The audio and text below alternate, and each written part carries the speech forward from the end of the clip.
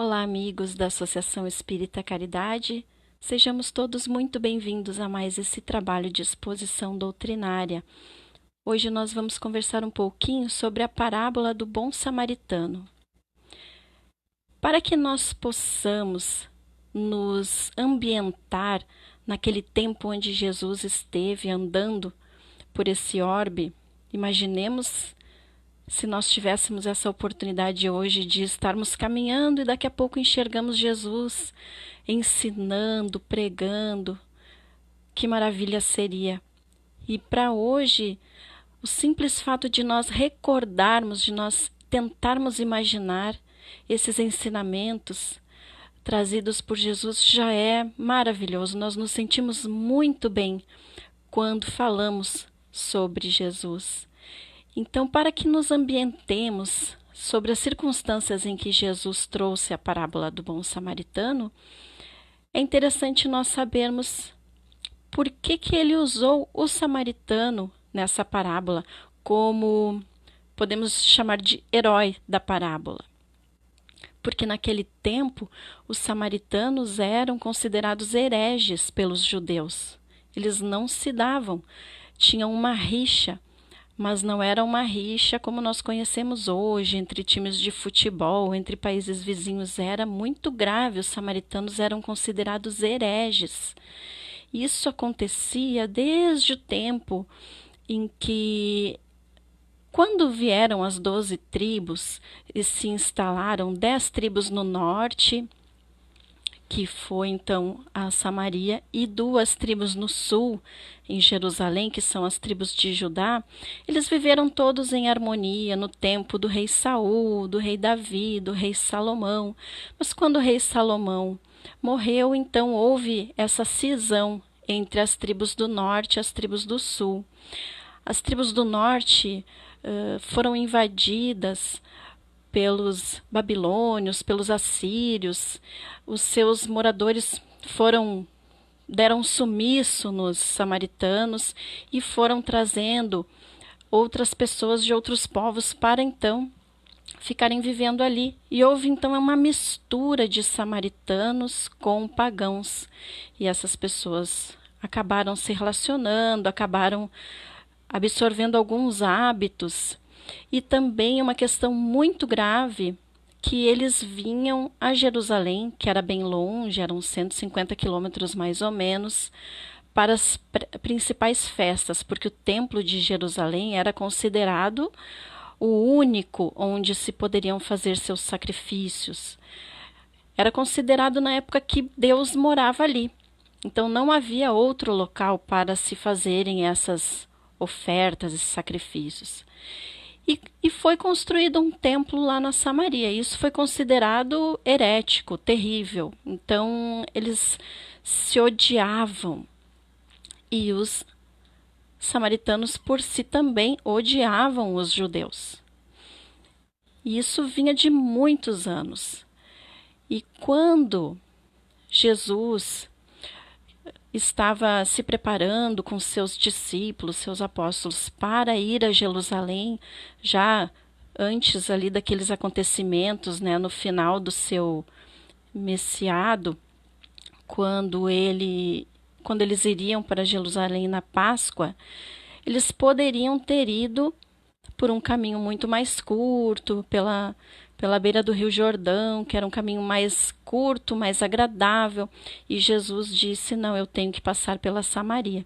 Então, eles foram pela Samaria, que era um caminho muito árduo, no deserto, muito quente, e era um triplo da distância. Então, era uma caminhada bastante complicada naquela época, onde se andava com aquelas sandalinhas. Mas havia um costume que era praticamente uma obrigação das pessoas, dos moradores, darem pouso, comida para todos aqueles que passavam peregrinando. E quando passaram pela Samaria, os samaritanos negaram a Jesus e seus discípulos esse acolhimento. Quando eles viam que eram judeus, eles fechavam as portas na cara de Jesus e de seus apóstolos. Isso era considerado muito grave. Inclusive, havia até uma lenda que poderia descer fogo dos céus e queimar todos eles, que negassem essa regalia para aqueles que passavam morrendo de calor, com sede, com fome, porque o normal era que eles trouxessem essas pessoas para dentro das suas casas, colocassem uma bacia com água e gelo para que eles colocassem os pés e se refrescassem, e depois seguiriam a sua jornada. Eles negaram isso a Jesus e seus apóstolos por serem judeus. Era esse o nível de ódio que eles tinham entre as raças. Eles poderiam estar nem se importando que Jesus e seus apóstolos poderiam morrer no deserto, por falta de hidratação, por calor, mas eles não se importavam, porque era esse nível de relação que eles tinham, esses dois povos, né? Que na verdade eram todos um povo, mas que acabaram se separando e tendo esse ódio uns dos outros. Então, os samaritanos eram considerados pelos judeus inimigos, heréticos, desafetos. E quando Jesus e seus discípulos chegam a Jerusalém, eles estão fadigados, estão cansados, e logo vem um fariseu, um homem da lei. Esses senhores que, muito assustados com as coisas que Jesus falava, impressionados com o poder que Jesus tinha sobre a multidão e essas coisas que ele falava poderia prejudicar o poder que o Sinédrio tinha sobre as massas, eles queriam que Jesus fosse calado, que Jesus fosse preso e morto, mas eles não tinham o motivo. Por isso que nós vemos em tantas passagens de Jesus, nós vemos os fariseus sempre, os saduceus, esses homens da lei sempre fazendo perguntas, onde Jesus poderia se contradizer e poderiam então ter uma razão para prendê-lo. Então veio esse homem da lei, que ao invés de oferecer um pouco de água, ele não teve caridade nenhuma, já começa aí a falta de caridade, e já foi interpelando Jesus sobre o que devo fazer para ser salvo, para ter a vida eterna. Ele queria saber o que Jesus ia dizer. Já havia uma lei de Moisés, dos 10 mandamentos, já havia, através de um rabino de uma escola filosófica da época, Hillel, já havia resumido as leis em apenas uma, e Jesus disse: o que está escrito na lei? Como é que você a lês? E o fariseu respondeu: amai a Deus sobre todas as coisas, de todo o teu espírito, de toda a tua alma e de todo o teu coração, e ao próximo como a si mesmo. E Jesus então respondeu simplesmente para ele: então faça isso e viverás. É só isso, não tem mais o que ser feito, né? Quando nós entendemos que amar a Deus de todo o teu coração, de toda a tua alma, todo o teu espírito, é colocar tudo que nós temos à disposição de Deus, tudo que nós temos de sentimentos, de amor, de caridade, de nossos bens materiais, colocar nosso trabalho, isso inclui a nossa profissão.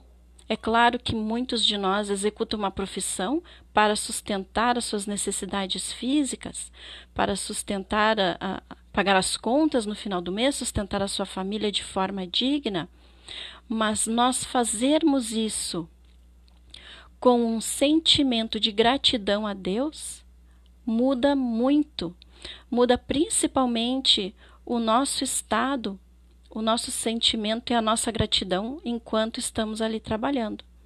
Nós nos sentimos melhores, nos sentimos completos, nos sentimos realizados, nos sentimos tranquilos, mesmo que seja um trabalho que não foi o que nós imaginávamos. Por vezes nós temos uma ideia de que queremos fazer algo e aparece uma profissão totalmente diferente. Às vezes não conseguimos a oportunidade que sonhamos na juventude, mas ali o que nós estivermos fazendo, se nós colocarmos amor àquilo ali, o nosso objetivo é servir. Jesus nos exemplificou isso. Então, se nós estivermos servindo de qualquer forma que seja, nós estamos nos dando a Deus de todo o coração.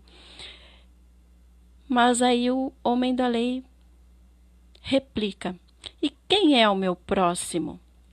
Então que Jesus nos traz essa parábola do bom samaritano, que um viajante descia de Jerusalém a Jericó. Descia porque Jerusalém ficava entre dois morros, era uma cidade alta, e Jericó era considerada uma das cidades mais baixas, porque ficava entre um vale, ficava abaixo do nível do mar. Então o homem descia e foi tomado por ladrões, que bateram nele, tiraram suas roupas e o deixaram semi-morto na beira da estrada. E aí, quando passou um sacerdote, o sacerdote olhou e passou longe. O sacerdote, que é uma pessoa que dedica sua vida a estudar a lei, a conhecer a lei, então ele está ouvindo sobre caridade o tempo todo, está estudando sobre a caridade o tempo todo, mas ele passou longe. Em seguida veio um levita. Os levitas também trabalhavam no templo e também conheciam a lei.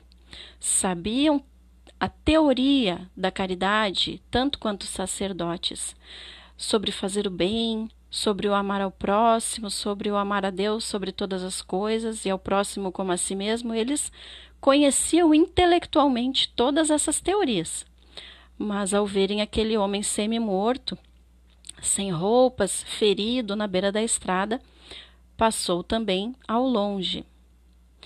E quando veio o samaritano, nas palavras de Jesus, tomou-se de íntima compaixão. Então, essa é a grande chave para a caridade, sentir compaixão. O sacerdote e o levita não sentiram compaixão, não se apiedaram daquele homem que estava caído e ferido. Mas o samaritano, sim, ele tomou-se de íntima compaixão e, compadecido que estava,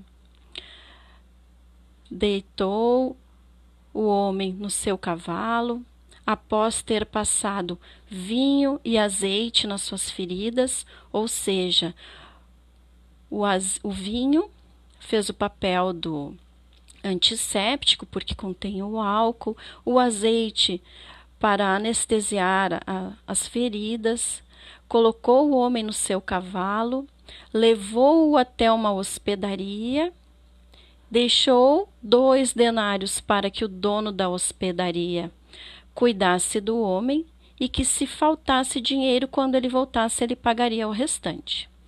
Ou seja, ele fez a caridade completa. Por vezes, nós passamos na estrada, tem alguém com o pneu furado, nós paramos e perguntamos assim: oi, gostaria de usar meu celular para ligar para uma oficina, alguma coisa assim? Porque nós não temos como fazer a caridade completa, de parar o nosso carro, descer, ajudar a trocar o pneu, levar, de repente, dar uma carona. Por vezes nós não temos como fazer isso, mas nós fizemos um pouco. Esse samaritano, ele fez a caridade completa, ele fez tudo o que poderia fazer. E ele estava preparado com o amor e a instrução, porque nós temos que ter as 2 asas, o do amor e da sabedoria, porque nós podemos observar que ele sabia como tratar as feridas, como fazer aqueles primeiros socorros, né? Ele usou azeite, usou vinho, as coisas que ele tinha e carregou aquele homem. Por vezes, nós temos a boa vontade, mas nós não sabemos como auxiliar. E o Espírito da Verdade nos diz, né? Amai-vos, a primeira lei, e a segunda lei é instruí-vos. Então, se nós hoje não estamos com toda essa instrução ainda, não temos todo esse cabedal de conhecimentos, ninguém de nós está sendo cobrado, nem julgado, nem comparado, mas quando nós não temos qual é a ferramenta que nós podemos buscar? Aquele que é dotado de um amor sincero e de boa vontade, que fizer uma prece sincera, receberá o auxílio dos benfeitores, o auxílio do alto. Porém, é preciso que nós tenhamos essa instrução. Não adianta nós chegarmos numa pessoa ferida, fazermos uma nossa prece, nós não vamos ali fazer uma cirurgia na pessoa sem termos estudado sobre isso. Isso não é possível, mas nós receberemos a inspiração para conseguirmos outros meios de auxiliar essa pessoa. Por isso, nós temos que desenvolver o amor e temos que também desenvolver a nossa instrução. Quanto mais nós soubermos sobre as obras básicas, quanto mais nós estudarmos, melhor nós estaremos preparados para praticar a caridade, para não sermos enganados pelos falsos profetas e para sermos melhores instrumentos para a espiritualidade trabalhar conosco. Essa parábola fala sobre caridade. Ela explica que o próximo, quando aquele homem da lei perguntou, mas e quem é o meu próximo? Aí Jesus contou essa parábola e disse assim, quem você acha que foi o próximo daquele que foi atacado pelos bandidos? E o homem respondeu, aquele que o ajudou, aquele que teve compaixão. Então, o próximo é aquele que vai nos estender a mão na adversidade.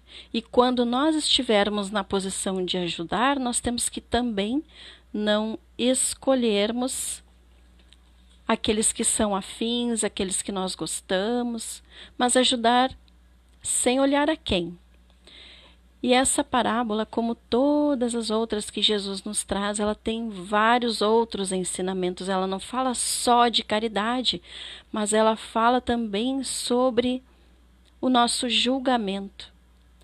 Quem de nós nunca errou?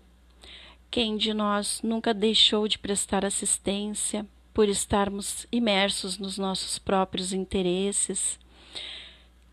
Quem de nós nunca se arrependeu de ter deixado de auxiliar alguém?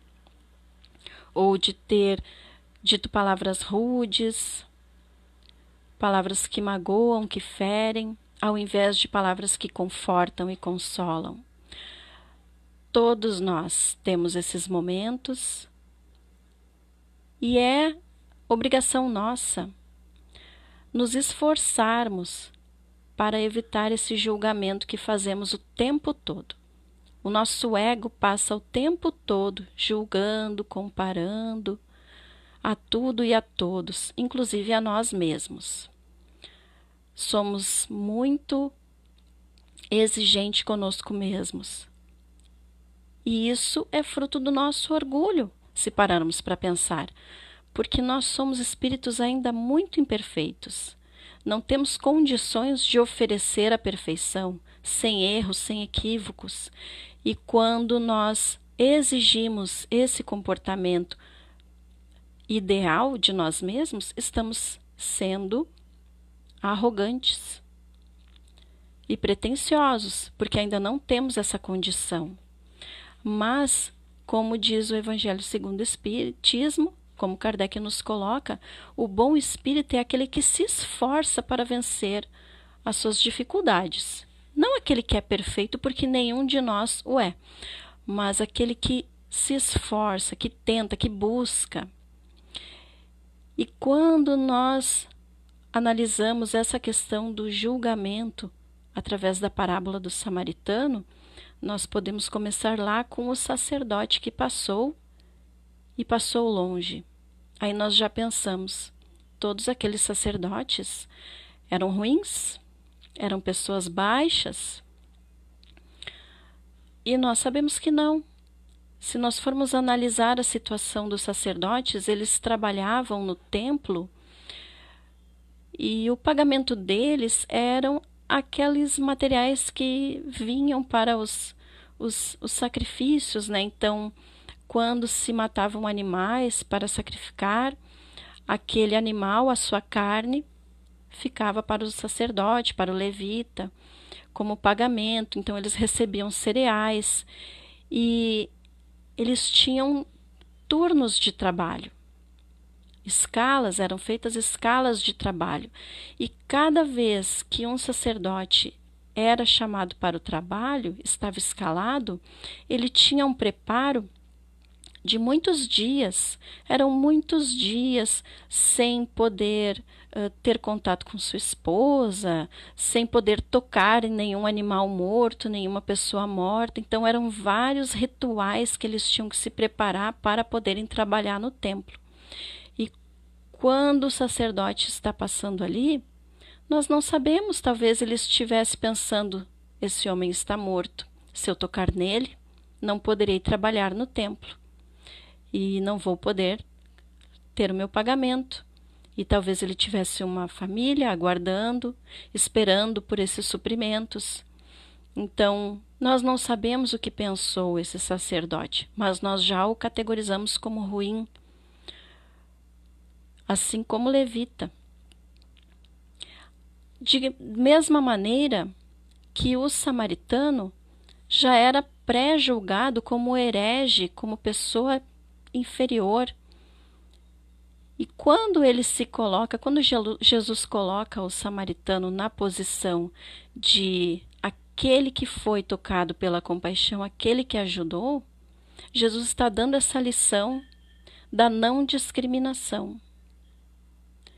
E essa é uma das lições que nós temos que tirar aí dessa parábola, porque Jesus, após ter sido, podemos dizer, destratado pelos samaritanos, ter sido negado ali um repouso, uma aguinha gelada, um descanso, os samaritanos batendo a porta na cara dele, deixando ele sair pelo deserto com seus discípulos, talvez passando por muitas dificuldades. Mesmo assim, Jesus colocou ele como o compadecido, aquele que auxiliou e que fez a caridade completa. Então, que fique para nossa reflexão esse exercício, porque nós não temos como combater as nossas dificuldades de uma hora para outra. O que nós conseguimos é buscar um exercício de não avaliar, não julgar, não comparar. E o exercício de ter a compaixão. Colocar a compaixão em tudo que nós fizermos, quando estivermos dialogando com alguém, que nós possamos sentir essa compaixão, trazermos as palavras que já recebemos, que já aprendemos sobre a vida futura, sobre a lei de ação e reação, da semeadura e colheita. Quantas coisas nós já escutamos em palestras, muitas vezes, mas é preciso escutar ainda mais para que consigamos compreender exatamente como colocar isso na nossa vida. Por vezes escutamos, achamos que faz sentido, mas não sabemos ainda como encaixar na nossa vida.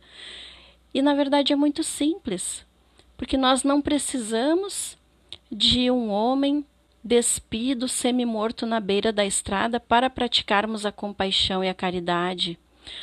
Por vezes um familiar, um amigo que está passando por uma dificuldade, um sofrimento, e você simplesmente escuta, mas escuta com compaixão. E não olhando para a pessoa, fingindo que está escutando e pensando lá nas suas tarefas por fazer, mas escutar com compaixão, com atenção plena para essa pessoa. Isso já é uma forma de executarmos a caridade. E não julgando, porque por vezes nós estamos escutando o que a pessoa está nos trazendo e nós já estamos avaliando assim: ah, mas ele está passando por essa situação porque ele lá atrás não fez isso e aquilo. Bem que eu avisei ele que ele deveria fazer aquilo e aquilo e aquele outro. E agora ele está colhendo o que plantou.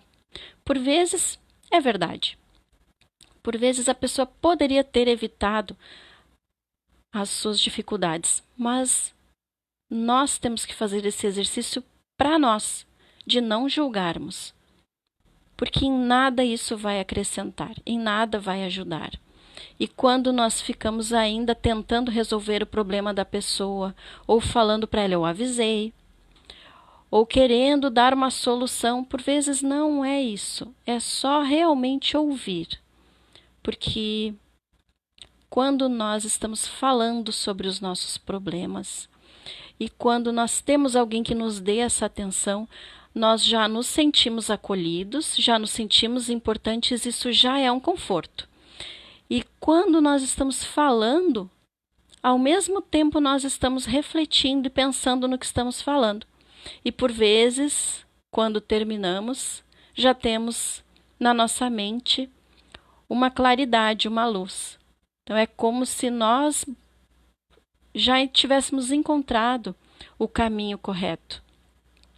E é perigoso quando nós damos conselhos para os outros sem termos um embasamento doutrinário, sem termos a certeza absoluta do que estamos falando, porque cada um de nós é um universo diferente. Mesmo os profissionais da psicologia, da terapia, mesmo eles que têm ferramentas eficientíssimas e maravilhosas para conhecer a nós mesmos, mesmo eles não têm acesso a toda a nossa bagagem de vidas passadas, a toda a construção, a todo esse processo que construiu quem nós somos hoje. Então, o conselho que é bom para mim pode não ser um bom conselho para o meu próximo. Portanto, cada um é um mundo à parte. Cada um precisa de determinadas experiências para o seu aprendizado, para complementar algumas lacunas na sua história. E essas experiências são diversificadas para cada um, são particulares, individuais. Então, nós devemos sempre estar disponíveis, dispostos a ouvir, a sermos o amigo que dá atenção, que faz a prece, que busca a inspiração do alto. Mas tenhamos cuidado com os nossos aconselhamentos. Por vezes, nós temos uma pessoa que nos busca querendo saber o que eu faço, o que você acha, porque ela tem uma ideia já do que fazer, mas ela quer o respaldo de alguém. E por vezes nós temos que encarar a responsabilidade de tomarmos as nossas decisões, porque nós vamos ter que conviver com elas, e não aquele que está aconselhando. Então, meus amigos, que possamos ficar com essas reflexões acerca da caridade, acerca desse exercício de não julgar, não comparar e de buscarmos transformar todos os nossos pequenos momentos do dia em caridade, de nós fazermos com amor todas as pequeninas tarefas e aproveitarmos todas essas oportunidades de nos doarmos um pouquinho de nós, um pouquinho do nosso sentimento e cultivarmos cada vez mais essa potencialidade de nós tirarmos amor e compaixão de dentro de nós mesmos e oferecer ao próximo e a Deus. Fiquemos todos com muita paz. Muito obrigada.